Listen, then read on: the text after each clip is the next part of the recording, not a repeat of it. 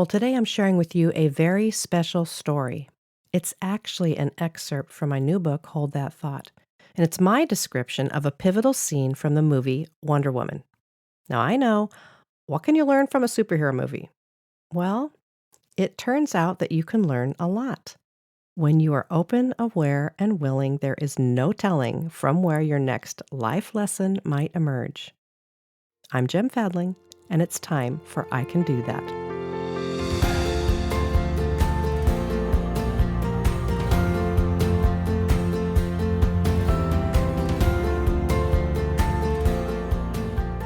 In the movie Wonder Woman, Diana has been raised and trained as a warrior. Steve, a young World War I pilot, crashes on her remote island and she resolves to go with him to help with the raging war. After making their way past a few obstacles, they arrive at no man's land. The two opposing sides have been at a stalemate for almost a year. No one has taken any ground. Steve and the men engage with the guys in the bunker, and a heated conversation between Steve and Diana ensues. Steve assures Diana that nothing can be done. He persists by saying it is impossible to cross no man's land. Diana is perplexed and cannot believe what she is hearing. She is determined to act, so she turns her back as she unfurls her updo hair. In slow motion, she turns around, and we see her in her Wonder Woman crown and garb as a new emboldened version of herself emerges. As she climbs out of the bunker, our view flashes on her shield, armbands, boots, and golden lasso. For the first time, she chooses to be herself in all her fullness. She emerges into the burnt landscape and gray sky of no man's land. Bombs explode all around as she strides boldly into the space between the warring factions. In slow motion, a lone bullet is shot from the other side. As it makes its way to her, she waves her cuffed arm and it ricochets away. The scene cuts to her face as we glimpse a tiny smirk and a determined twinkle in her eye. She gains more strength and courage to continue her journey across no man's land.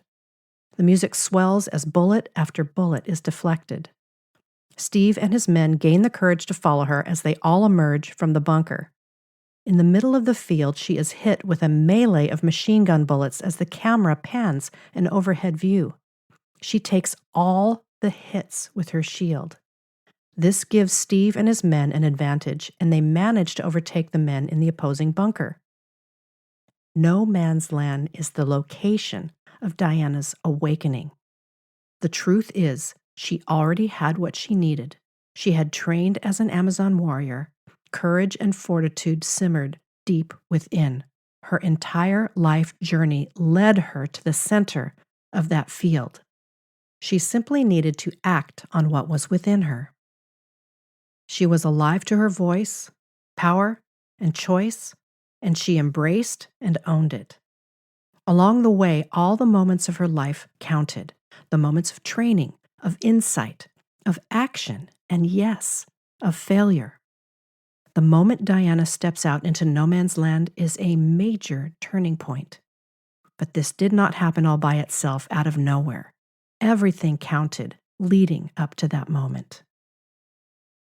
I remember watching an interview with Patty Jenkins, the director of the Wonder Woman movie. She mentioned that she had to fight to get the no man's land scene placed into the movie. Some thought it was unnecessary and slowed the movie down, but she knew instinctively that it was the inflection point of the movie and crucial to Diana's story. Jenkins was right. It was absolutely necessary to witness Diana choosing to become who she already was. How ironic that a woman had to use her voice to fight for a scene in which a woman steps into her own voice. And how telling that others were sure this part of the story was unnecessary. Isn't it sometimes the same in our own lives? People all around suggesting what is and is not important for and to us? Finding our voice and stepping into who we are is a beautiful part of our own personal story. This movement is critical, especially for the second half of life.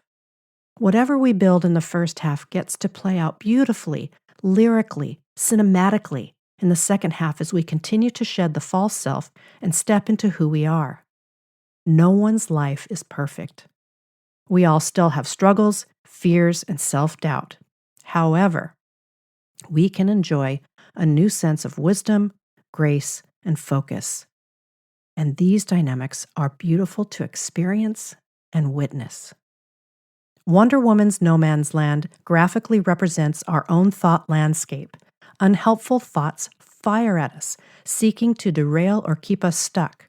But like Diana's golden cuffs, we have the power to stop the unhelpful thought in its track by noticing, discerning, and responding.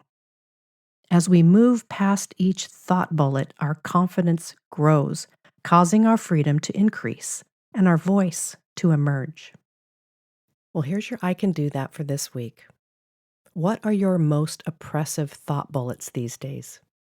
Why don't you just let one unhelpful thought bubble up to the surface? What might it feel like to take out your metaphorical armbands in order to deflect it? Go ahead, I'll wait while you wave your arm through the air. Remember, you have agency. Thoughts may come out of nowhere, but you get to decide which ones hang around.